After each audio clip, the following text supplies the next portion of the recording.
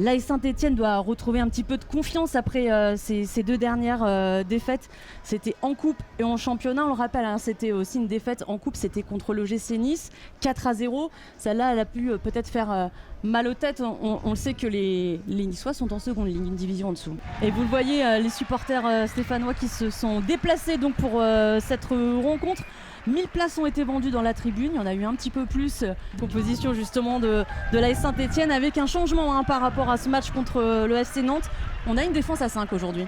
Oui, effectivement, un changement tactique justement dû à ce qu'on vient d'évoquer, la supériorité footballistique de l'Olympique Lyonnais avec cette défense à 5 qui va essayer de bloquer, de réduire les espaces dans la surface de réparation pour limiter les transmissions et limiter le jeu rapide. Alors pour ce qui est de l'OL Lyon, on parlait de la jeunesse. On sait qu'il y avait Lily Johannes et notamment Liana Joseph qui était titulaire contre l'OM lors de la première journée. C'est encore le cas aujourd'hui. Elles sont toujours dans le 11, ces deux jeunes joueuses. Oui, avec un 4-3-3 plutôt classique. Hein. C'est plutôt ce que propose Riraldes depuis le début et son arrivée à l'Olympique Lyonnais. Une grosse densité au niveau du milieu de terrain qui va amener beaucoup de présence dans la surface de réparation. Face à du coup, cette ligne défensive très basse et très groupée, il va falloir faire preuve de beaucoup de créativité côté lyonnais au niveau notamment d'Ada Egerberg et cette jeunesse, Liliane Joseph. Dans un rôle de défenseur central, axe gauche. Quelques joueuses qui sont absentes aussi aujourd'hui. Allez, c'est parti pour ce derby entre Saint-Etienne et l'OL Lyon. Il va falloir 11 guerrières hein, sur le terrain pour tenir tête aux Lyonnaises, des Lyonnaises hein, qui sont invaincues dans ces derbys face aux Vertes, alors qu'on voit déjà une première récupération très haute de la part des joueuses de Jonathan Riraldes. Bon, là-dessus, on n'est pas franchement surprise. On le sait qu'elles vont vouloir la position, les Lyonnaises, et puis à Saint-Etienne de réussir à piquer sur des contres. Et Romanelli qui a été contré par Bacha. On va pas prendre de risque, on va repasser par Alice Pinguet. Attention à ce contre d'Ada Egerberg. Et Yamelchi Dumornay dans la surface. Elle Gobert, est-ce qu'elle va y aller? Elle a frappé, Pinguet a réussi à le repousser. Le moment, on va dire, est pas forcément le bon parce qu'elles ont perdu quand même deux joueuses qui ont écopé d'un carton rouge chacune. Donc c'est vrai qu'elles sont pas forcément dans un effectif complet. Et lorsqu'il y a des... Ah, et le débordement de Joseph, le centre à terre pour Ips, c'est la part transversale qui vient sauver Alice Pinguet, la première action vraiment chaude la des Lyonnaises après 25 minutes de jeu. Herman à l'entrée de la surface. C'est contré par Neladj, Johannes et Dumornay. Et elle se fait prendre avec la prise à deux entre Bien-Aimé et Combo. Tapia maintenant. Avec Arnoman, elle s'est retournée, la Norvégienne.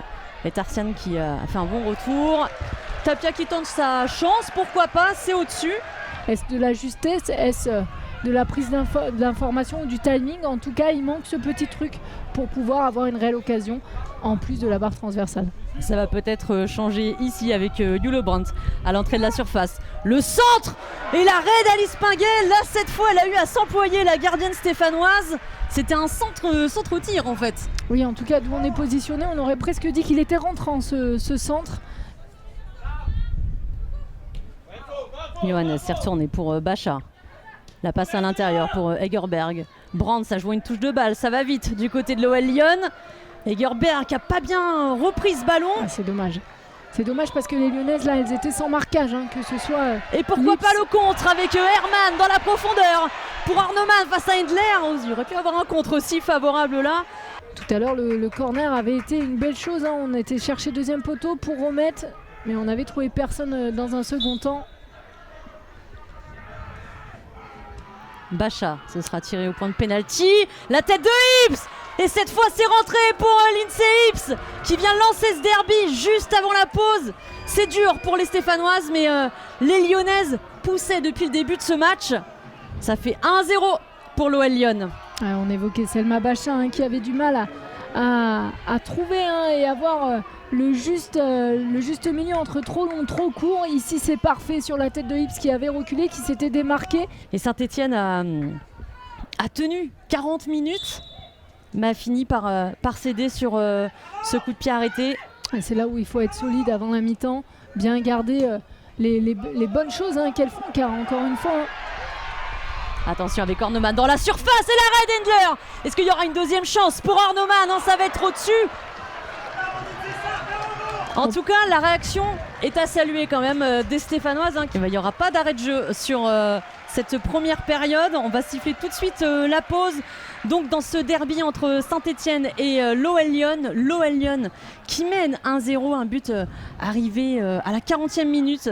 De bien se déplacer en même temps, les unes en fonction des autres, de proposer également une à deux solutions au porteur de balle. Un bon ballon là dans la profondeur de Bataillard pour Horneman qui va tenter cette frappe lointaine. C'est pas si à côté que ça, j'ai l'impression que ça frôle quand même l'équerre. Avoir aussi des réflexes sur le second ballon. Bacha, ça va être... Ouah, ce sera pour Alice Pinguet. Il a fallu s'étendre, hein, mais Schrader qui a récupéré le ballon.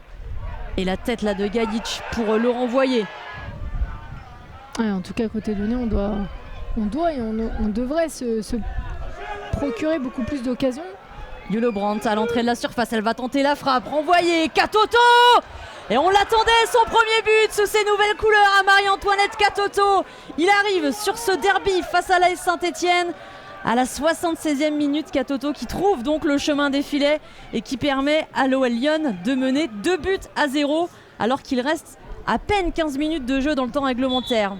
Elle va-t-elle tenter directement? On sait qu'elle a la capacité et l'agilité de le faire, Selma Bacha. Ou peut-être jouer à deux avec Vicky Béchaud. Et c'est tiré directement, bien vu Coralie, mais ce sera à côté pour Selma Bacha. Elle tenté, elle est un peu plus loin que tout à l'heure. C'est vrai que le dernier, elle l'a tenté direct, Selma Bacha. Mais on va passer par le côté avec Dumornay. Le centre, ça a été repris par Neladj. Malheureusement au-dessus pour la Suédoise qui était vraiment, qui s'était bien projetée tout à l'heure aussi. On le joue à deux avec Schrader. On va repasser par Selma Bacha. Le centre, trop long, trop fort pour qu'il soit repris. Et c'est là-dessus que va se terminer ce derby entre l'AS Saint-Etienne et l'OL Lyon. Un derby remporté par les Lyonnaises.